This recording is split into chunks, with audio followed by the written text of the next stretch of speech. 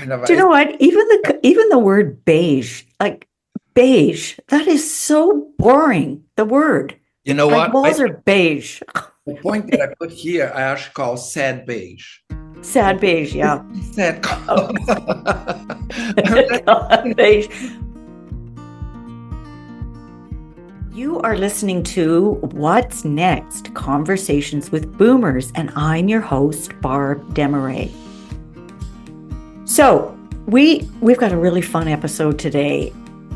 Are you a boomer who has recently retired or has been retired for a while and therefore spending much more time at home and looking around and thinking, oh, gee, we've had that wall color for 40 years now, or we've had that same artwork on the wall.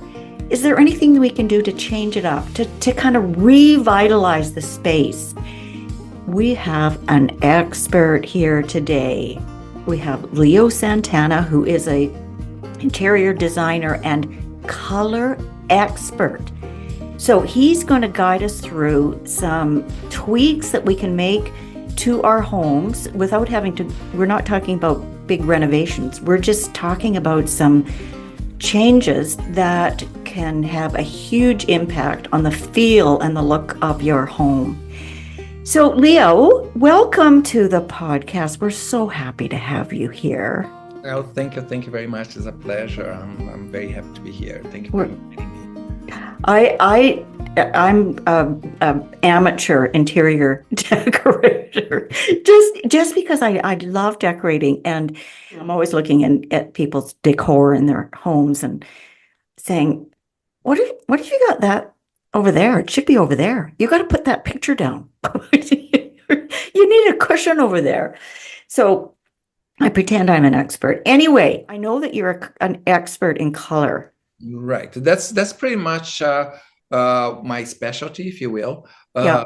I taught colors for many years. And Benjamin Moore specifically, right? yeah, mostly Benjamin Moore. Actually, that's how I was hired by Benjamin Moore, because before that, I was teaching for an interior color course. I was teaching the subject of colors, right?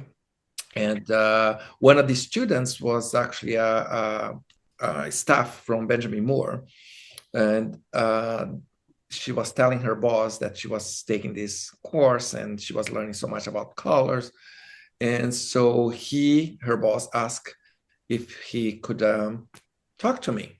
So she asked me, and I said, sure. And then he asked me if I, like to work for them and become their Consultant, kind of. right? Yes.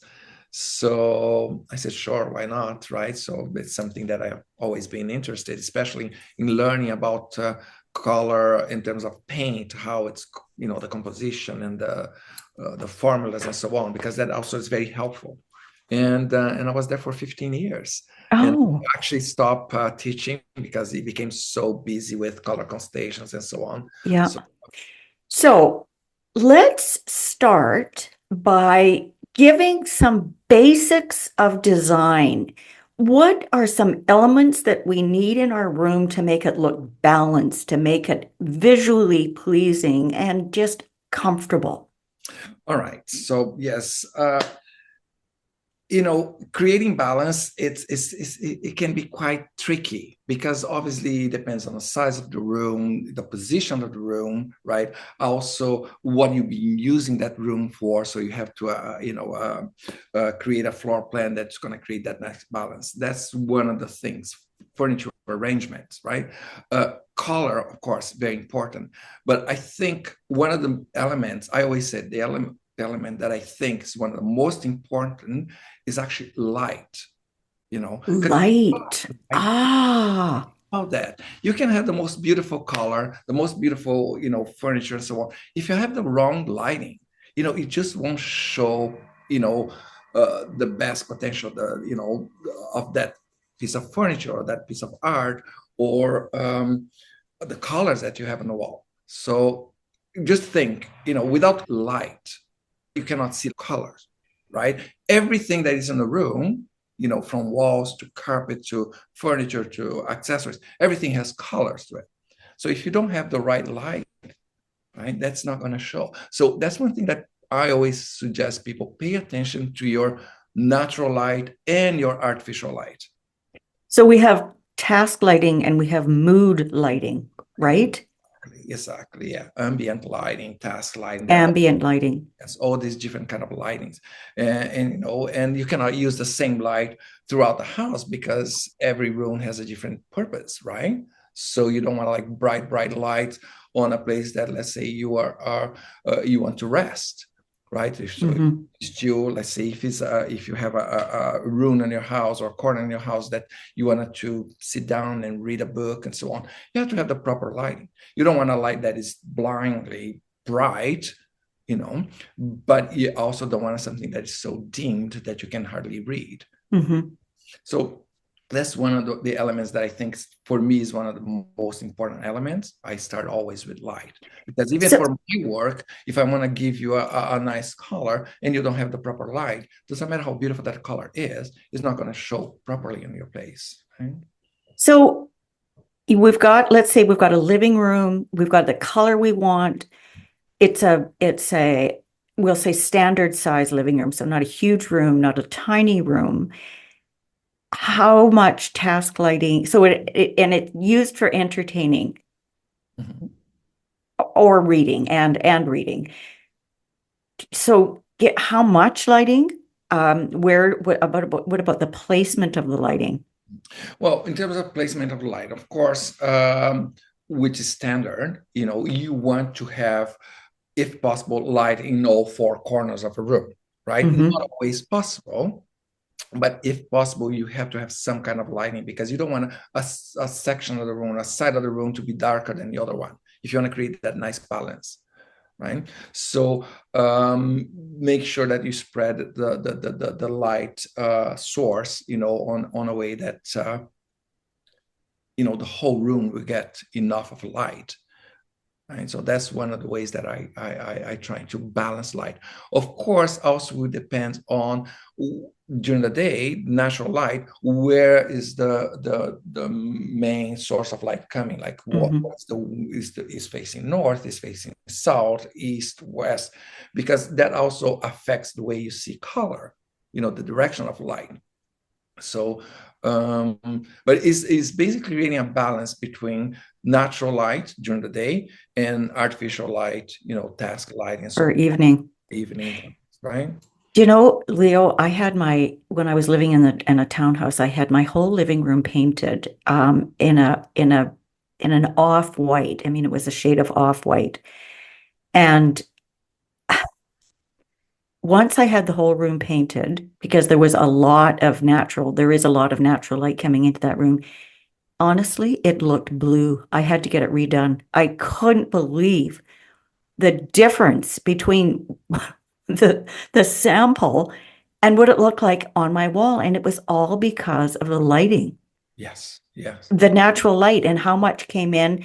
And I don't know, there's a lot of trees outside the window, and I don't know whether that impacted, but I couldn't handle it. I hated it. Yeah, it does. One of the things you have when you choosing color, and that's why sometimes, most of the times, I advise to get a color specialist, unless you have a very, very good eye for color. You won't see the undertones, right? Right. And those are what will really make a difference when you put on a wall, a color on a wall. Because when you go to a paint store, and get a colored chip, right? You see a little bit, a little piece of paper with color, right? Yeah. Now you have to think that, okay, that is going to be not just a little bit, it's going to be like 1,000 times more. Yeah. Because you're doing a whole wall, a whole room, sometimes a whole house on that color. And if I put that same color on a northern facing wall and a south facing wall, it's going to look different. Look different because of whatever undertone it is. If it's a little bit of a green undertone or a blue undertone or red undertone, that all will show, right? So this was my mistake. I should have had a color consultant. So I think this is a really good tip. If you're going to change your wall color and you've got especially if you've got a lot of natural light coming in, get a color consultant. It's probably worth every penny. Yes. Well, it saves you on the long run. It really saves a lot of money, right? So one thing that I always recommend before you commit to a color, test it. And nowadays all the paint companies, they have little testers that you can buy, Hmm. right? So instead of paying for a whole gallon of paint, get a small tester, either paint yourself on a piece of paper, on a board, and look around the house, all the walls or the rooms that you're going to apply. Maybe if you can wait for a couple of days, because you know how the weather and the light change, right? So you want to see during the day, on a sunny day, on a cloudy day. So if you have the time, right, I suggest, spend a few days looking at that color before you make a commitment, right? And buy it. That's a really good tip. Because it's not really cheap to buy paint nowadays, right? So Especially Benjamin Moore. yeah, Benjamin Moore is kind of a high-end quality. Yes, it's a very good product. There are other good products that I use for clients as well, but that I recommend, should I say. But yeah, it's quite a big investment, especially if you're painting a whole house. Hmm. Right? So you want to make sure that you test that color before you commit to it. That was my mistake also, because I looked at a bunch of pictures of that color in rooms and thought, yes, it's exactly what I want, but I, should have taken the next step. I had a client, just quickly. I had a client many, many years ago, and I always remember that they chosen a color, gave to the painter, and they were going away. I think it was kind of March break, and they wanted to kind of surprise their daughter with a new room, painted room. And she chose what she thought was this soft, pink. Well, when they came back home, that's why she called me. It's like, okay, my entire room, the kids' entire room was like Pepto-Bismol pink. Oh no. You know, she didn't have Oh dear. please come and help. So by then, the damage was done. I mean, she had already spent the money. She already had paid for the painter. So that's why I say it's kind of risky just to get, especially if you haven't tried or tested, right? And just go ahead and paint, especially when you are not home, let the painter do, so yeah. Right. And they were just following the assignment. Exactly. Yes. They are not there to pick a color. That was the color that they gave them, right? Yeah. This is great, Leo, because color can make such a huge difference to the feel of a room. Just paint, right? Right. And that's one thing that we always say. Color, it creates the biggest impact, for your money, right? Yeah. So it can totally change the mood of a room, the feel of a room, just by painting, right? Yeah. So Yeah. That what you really like versus what's trending. So some people, okay, this is the color that's trending, but I don't like that color. Yeah. So and unless you are prepared to, keep changing colors in the room, because every year we have a color of the year, right? And people get that color of the year. What is the color of the year? I used to be, people used to ask me that all the time. I said, okay, I can tell you what the color of the year is, what the color trends are, or is, but unless you are ready to be changing your color every year, point, right? So are feature walls still happening? not as much as they used to. No, to be honest, no. I haven't done feature walls in so long. Like, if I do a feature wall, it's usually a tone on tone. Let's say a darker or a lighter version of the I see. color. But, there was a time that, okay, we're going to do this room a color and then a red accent wall or a blue accent wall. That doesn't happen that's kind of it's a few years back. So that actually kind of dates a room if you go a very strong kind of a, accent color. Yeah. There's just so much to talk about. So what if say you've had the same, we'll say beige wall forever? What are your recommendations if you want to make an impact, move from beige? I mean, it's such as I said earlier, such a boring word. Beige just sounds boring. It's what I call sad beige. Sad beige, yeah. Some people are comfortable, and that's the reason why a lot of boomers especially like grays and beige and so on, because it's a safe color, right? And a lot of time people want to play safe, right? Leo, we've got to move beyond safe, But right? it can be We boring. can't keep playing it safe forever. So what do you think we should move to from sad beige? Well, What? you see, that's the other thing too. If you are so used to beige and all of a sudden you go to a saturated color, you are not going to like. It's the same thing. Like you're so used to wear a certain style of clothes, and then all of Yeah. a sudden you put in, or a certain hairstyle, and then you go and have that change. And if it's a dramatic change, you're not going to feel comfortable, right? So you still can, let's say, move away from the beige, but you don't have to do a huge jump, right? So going kind of in between, there are warmer tones, like earthy tones, that comes from the beige family, but it has more saturation. So even taupes, taupes is already a step more than than A beige. little bit more dramatic. More dramatic, a little more saturation to it, but it's not jumping right into the very saturated, very intense colors, right? Plus, I don't really recommend very intense colors anyway, because you can get tired quickly, of if you have a room that is too saturated. Unless it's a small room that you don't spend a lot of time, like say a powder room. It's not, I like a powder room that is very vibrant, that is very intense, or even a guest bedroom that, people are coming, but they want to feel like they are on a different place. They are not sleeping at their home and so on. So rooms that you yourself don't spend a lot of time, right? Then yes, I have a little bit more fun. I can put wallpaper. I can put, a more saturated color. I can go a little more out there because I don't spend a lot of time at that place, right? Mm-hmm.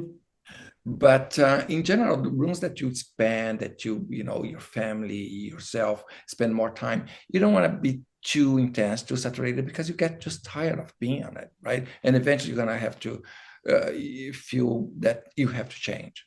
Right? So if I'm going to play with saturated colors, I like bring that on my artwork, on my That's what I was just going to say. Yeah. Accessories, pillows, throw pillows, or even a piece of furniture that becomes a statement, right? I don't necessarily have to put on my walls. I don't necessarily have to paint a wall with a very dramatic color. Right? So that's a way that I like bringing a punch of color. Let's say, even if I have beige, I want to stay with my beige because I don't feel comfortable going anywhere from my, sad beige. So you can bring a pop of color, what I like to call a pop of color.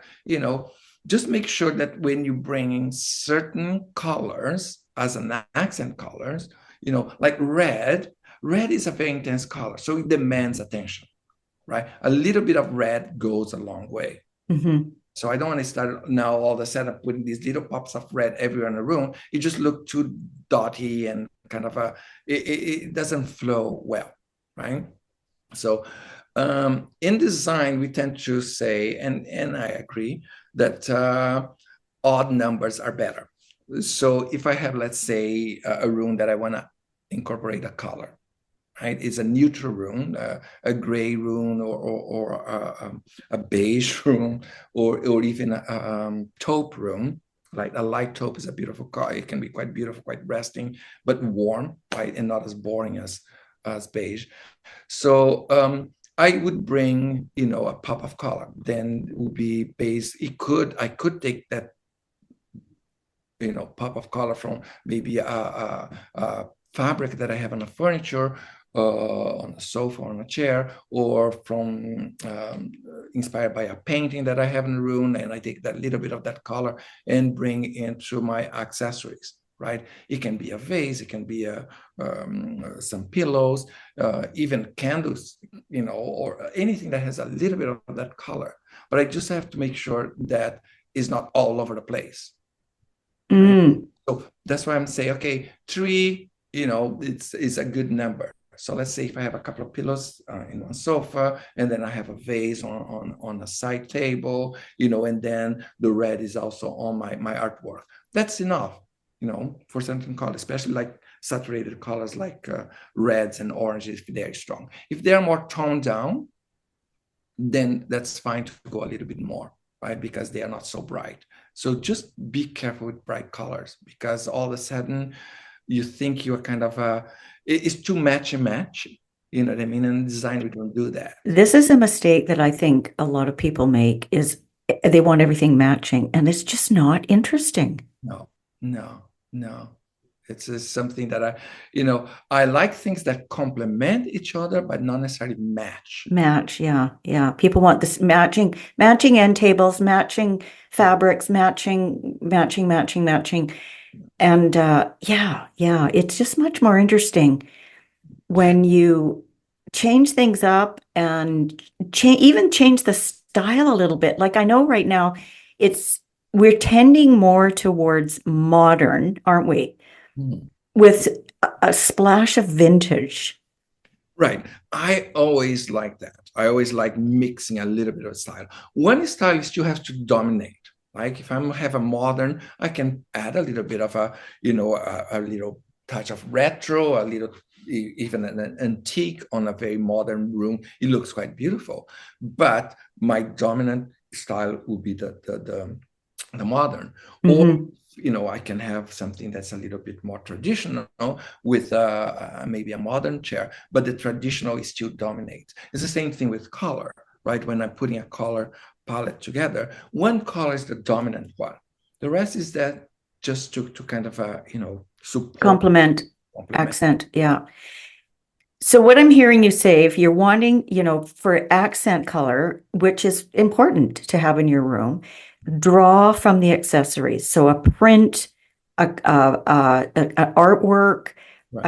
As you said, a vase or vase, and pull from there, but you don't want too much. It's just like anything else, Leo, isn't it? I mean, a little bit of something is great. Too much of it, suddenly it loses its appeal. Yeah, it's approach almost like as when you are dressing up, right? So you have your main color, your main dress, your main jacket, or whatever suit, whatever you're using. That's the main color, and then you accessorize with your bracelets or earrings or whatever. So if you start putting too much, right, all of a sudden the attention is going to all the jewelry that is hanging around you, right? Not, you know what I mean? So it's kind of a balance. I always trying to compare like to dressing up, right? So your accessories, your shoes, a nice pair of shoes, that's your accent. Mm-hmm. And then whatever else you dress, wearing, it's your main color, let's say. I remember hearing one time accessories, we can have a house, but it's the accessories that makes it a home. Would you agree with that? I do agree, because see, usually accessories are things that you collected through the years. It has their momentums, like it will remind you of something or a place you went to, you traveled to, and you brought this. So accessories usually are made of things that you like, that you love, that you have it because obviously you like it. So, and that makes more personal. So it makes more homey, right? So, like I said, a home should be a reflection of what you are and the things that you like and love, right? That's what a home is. So it doesn't matter if someone comes to say, "Oh, I don't like your color," I don't like. Okay, might be wrong the color, but as long as I always say, as long as you love your house, you feel comfortable at your house, you know what I mean. That's at the end of the day, that's the most important thing, right? It has to reflect who you are. If you are a beige person, so then you're a sad beige person. Sad beige. We don't want sad beige, though. You don't want sad beige. It's not because I'm a boomer myself, and I love color. I always love color. It has a lot to do with my cultural background. I'm Brazilian. Yeah, we love colors. Lots of vibrant color. Yeah, but it doesn't mean that my house is like a carnival parade, full of color, because that's, not because that's my background that I have to bring that into my house. But there are things you can see on my art and so on that I have color. And that's where I bring my colors, right? Not on my walls necessarily, right? But on my artwork, on my accessories. It's always fun to go into, you meet somebody and you've got to know them a little bit, and then you see their home. It really does. It's another expression of them. It gets you to know that person a little bit more, Absolutely. Yeah. is how they, their decor and also how important their home is to them. What do you think about, okay, we're trying to change things up without renovating, repurposing your accessories? I do that all the time.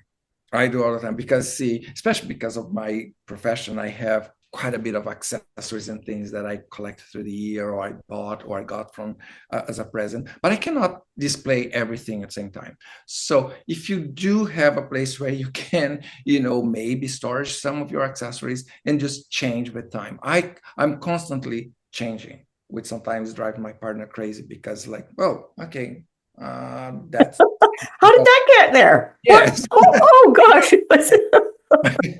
To get something new, no, I was in storage. So but yes, it also gives a nice feel, like, say, not everybody can do it, but if you can, let's say spring is coming, so okay, it's time to freshen up, Yeah. some things that it feels more spring, put some pillows that has nice colors in spring, some floral, some or the fall, then you want something a little warmer and so on. You don't have to change the colors on the walls, but by just changing the accessories, repurposing. Oh, that word is hard for me to say.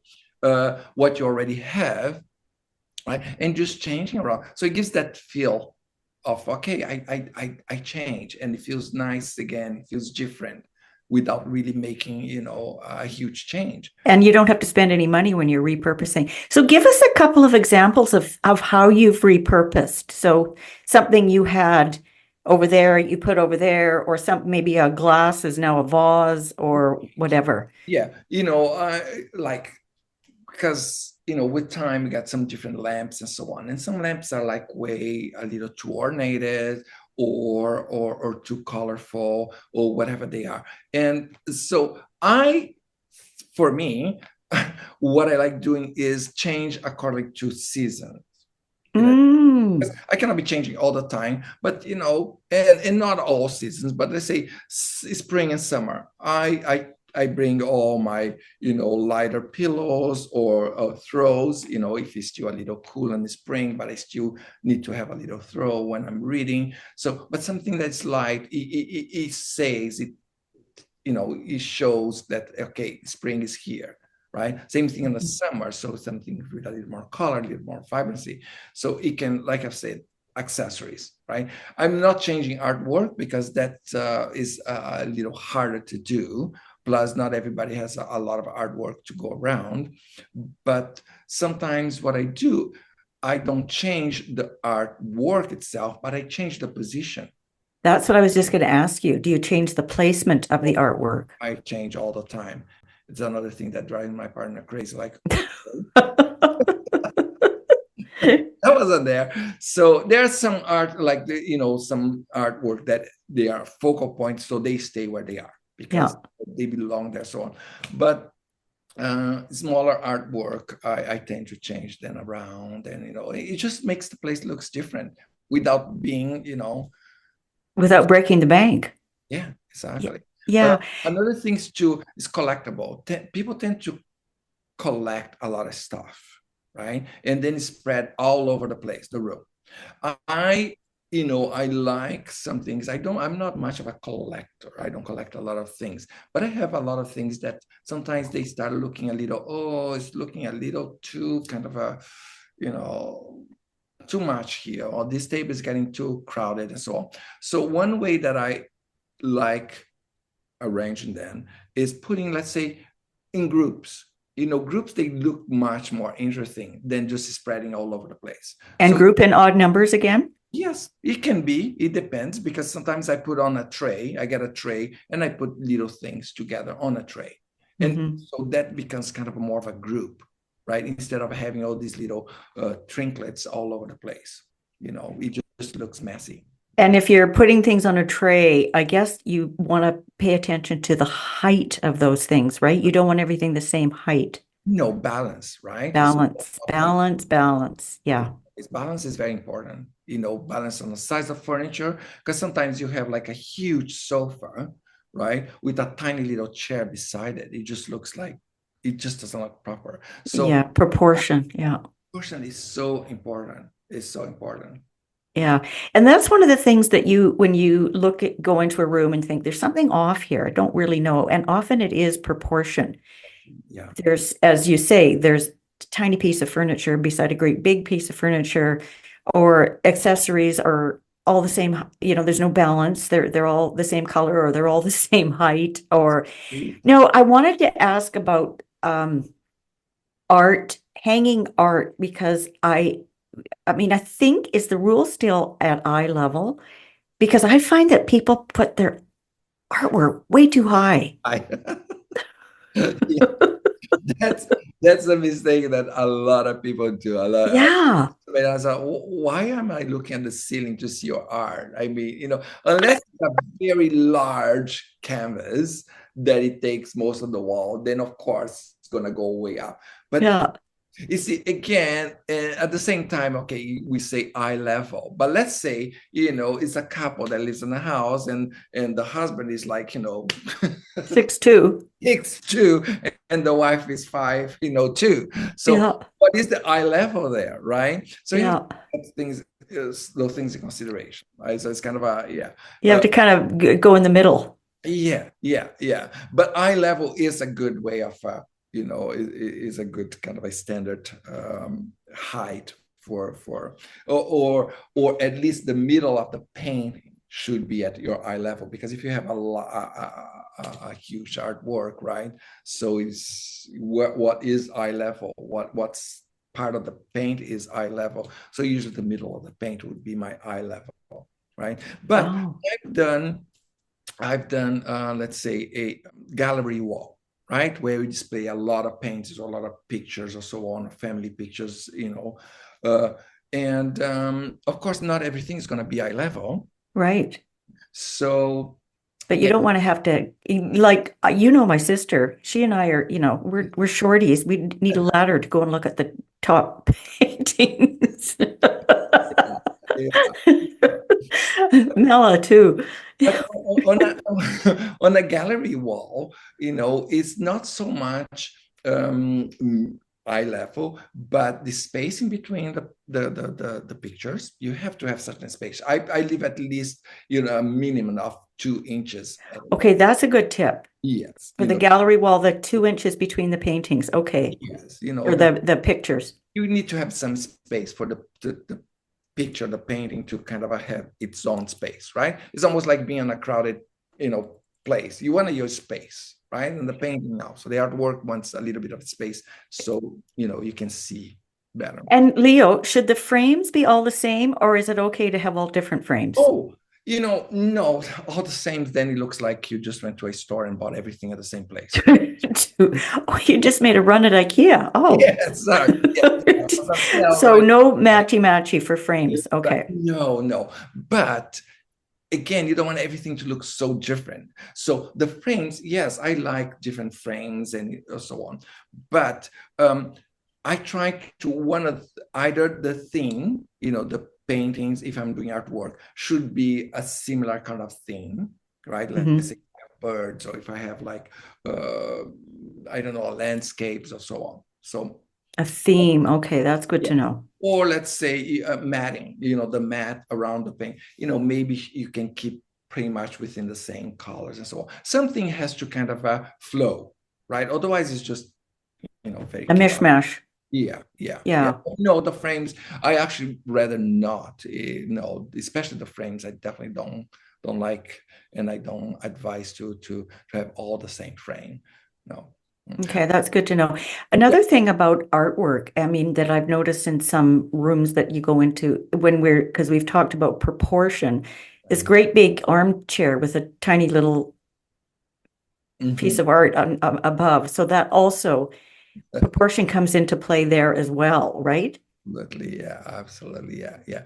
You see, a lot of people, because it's not what you do in every day, so you take those things for granted, but they are just cannot see that balance. It's just art is on the wall and so on, and that's it. You know what I mean? But there is more than just hanging, art on the wall or placing furniture in the room, right? So balance in proportion, in flow of a room, those are so important.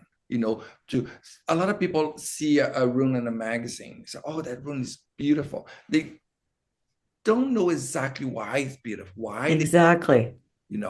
but if we and that's something that we do in design school. We do all these studies of balance and proportion and space and lighting and so on. So that's why a professional know all this, right?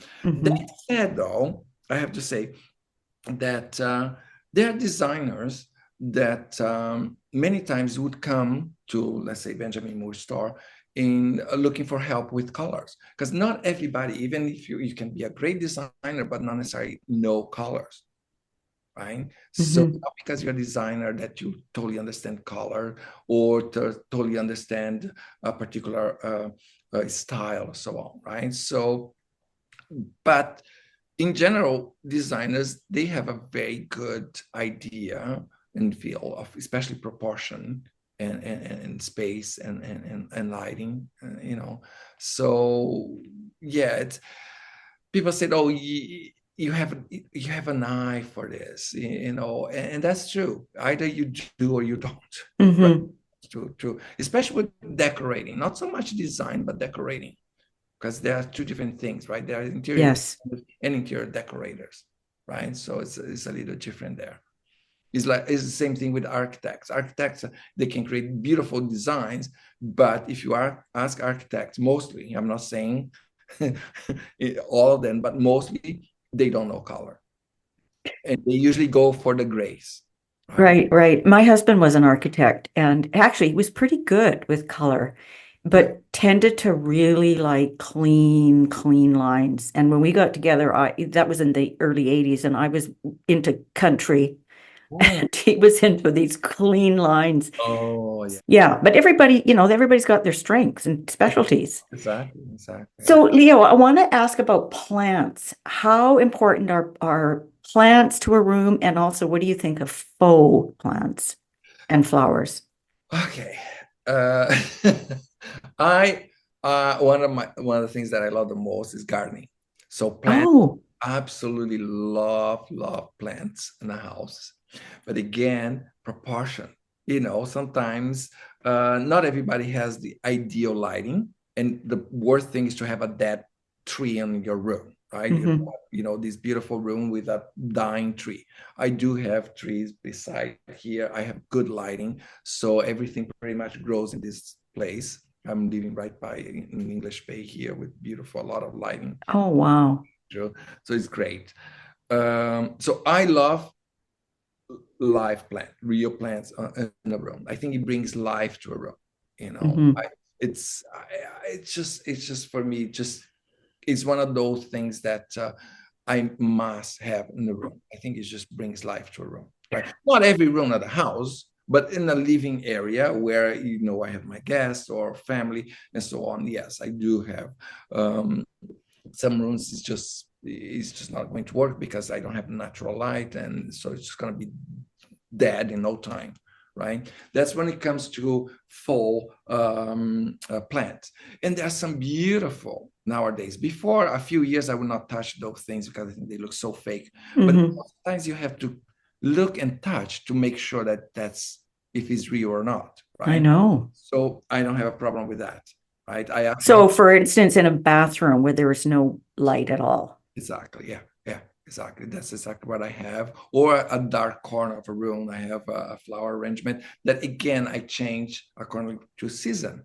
Right? Mm. So in the spring, I put something that looks more spring and summer, and in the fall, I put some nice branches with some, maple leaves and so on. So it just gives that kind of it creates also that nice kind of a cozy mood to it, right? Same thing with comes the holiday season, with the evergreens and so on. So I definitely bring plants to the room. Plants, as you say, add so much life to a room. Yes. Yeah, I can't imagine a room, the living room, as you say, without plants. They just add so much texture and life. And As soon as you bring a plant to your room, you see the change right away, right? Feel the oh change. yeah. What do you think about in a small, like a small apartment, a great big tree, like a plant, a huge, do you think that that's because I think it can look quite nice, but what do you think of that? It depends on the style. Will Okay. what the style you're decorating. It can look quite nice, but if it's a very large plant, it's gonna become your accent, right? It's gonna become your focal point. Focal point, yeah. What you see in the room when you get in is a big tree, right? And I actually, it's funny you say that because I do have a neighbor next building, and I can see from my place, and they have this huge, beautiful, huge ficus tree, and I wish I could go and see what the rest of the apartment is because the tree is so big. Mm, Apartment is not a big, but it's such a beautiful tree. And I said, I wonder what that apartment is like inside, right? that But would be fun to go but and is look. but is it becomes your focal point really, you know. Okay, So that's something we haven't touched on is the importance of a focal point. yeah, I think every room should have a focal point. Okay, so let's just say a few things about what is a focal point and some examples of and what why you need a focal point. All right. Well, focal point kind of like grounds the place, the room, your eye, where your eye goes to, right? In the living room, most focal points it's at where the TV is. Mm-hmm. Because your furniture is positioned on the way that you are looking at TV, right? Or a fireplace. Fireplace. You know what I mean? If you have a fireplace, a lot of apartments, they don't have fireplace. So it becomes a focal point is usually the TV. It can be a bookcase with beautiful books and accessories in the bookcase, depending on the room. Artwork, of course, you know what I mean? Mm-hmm. Large artwork, or like we said before, a gallery wall. This all becomes, but even a piece of furniture, in depending on, let's say, in a bedroom, the bed is your focal point, right? It's the main piece on the bedroom. So sometimes people have above the bed, they might have a beautiful piece of art, right? So which kind of ties in with the bed and becomes that focal point, right? So focal point creates what the name says, a focal place, Where your eye will go to. And is it important to kind of place the furniture in such a way that your eye will automatically move to that focal point? Well, that usually happens naturally, right? Mm-hmm. Because it's a center. It's usually in the center of the room, on the center of the wall. So, again, for balance, and flow, that's what usually happens. Like the sofa is facing, it can be, let's say, it's the sofa. You have a sofa in one side and two chairs across with your traditional kind of arrangement with a coffee table in the middle. So basically, the two chairs are looking towards the sofa and vice versa. So it creates that kind of a corridor Mm-hmm. where the focal point will be, right? Mm-hmm. So naturally it happens. It doesn't have to be, but if it's a focal point, that's why it's a focal point. So, you are looking at it, right? But another focal point that people a lot of times forget, it's your windows. Mm. Like I said, we live in English Bay here. So the focal point is actually the ocean. I was just going to say, you must have an ocean view. Do you have an ocean view? Yeah, we do. So what I mean, forget about inside. You wanna look Yeah, that's your focal point. Exactly. at- Yeah. right? Oh, man. You have to pay attention to that as well.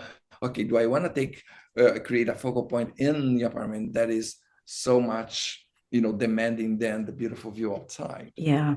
You don't want to take your eye away from that natural beauty that's Yeah. staring right at you.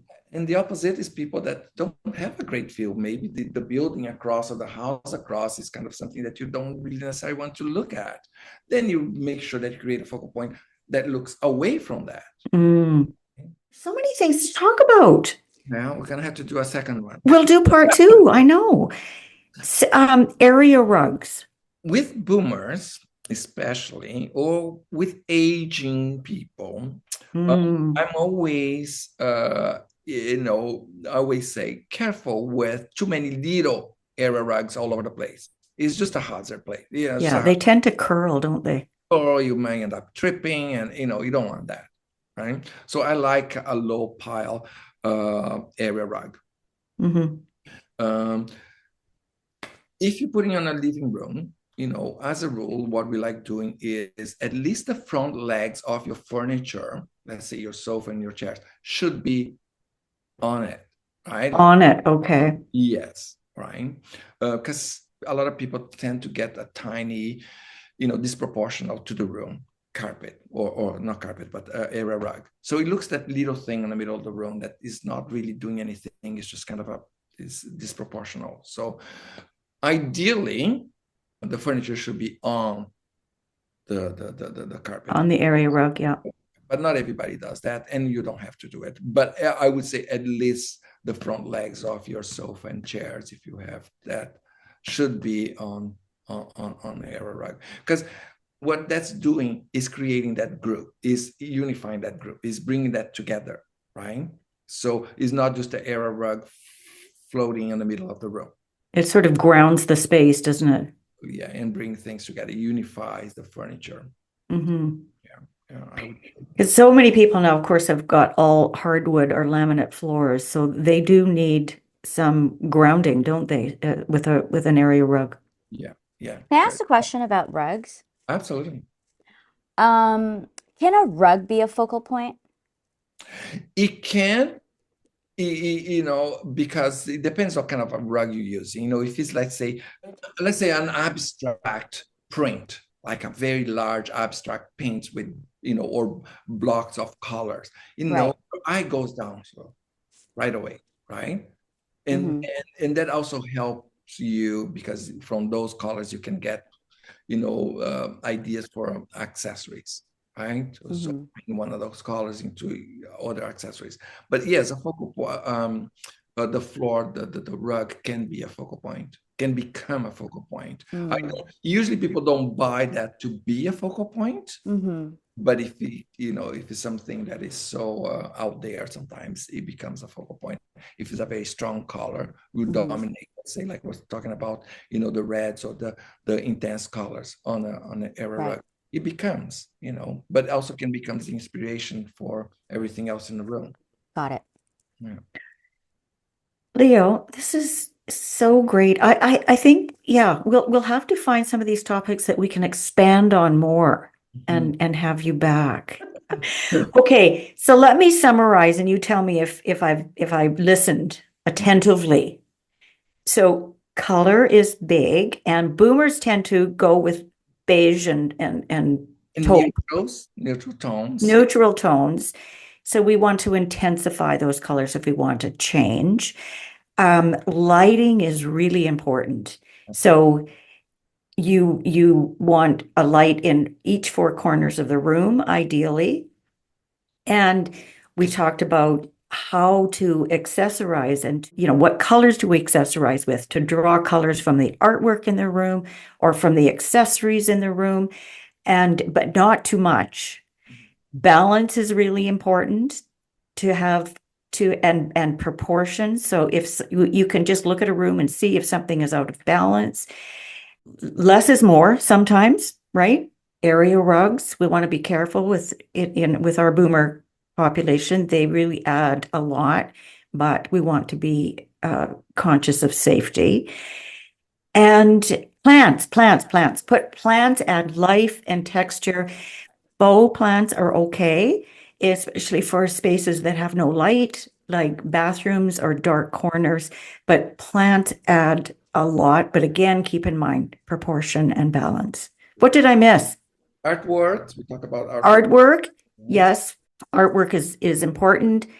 And well, you talked a lot about you don't want too much. Also, we talked about gallery walls. Don't have all the same frames. It's much more interesting to change up the frames, but you want to maintain the theme of the gallery.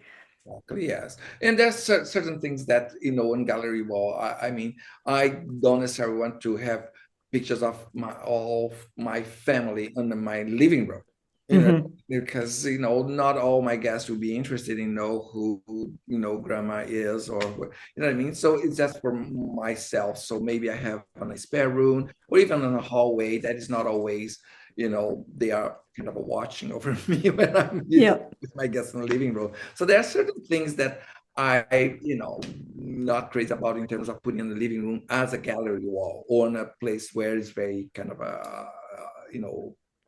a lot of people are seeing all the time.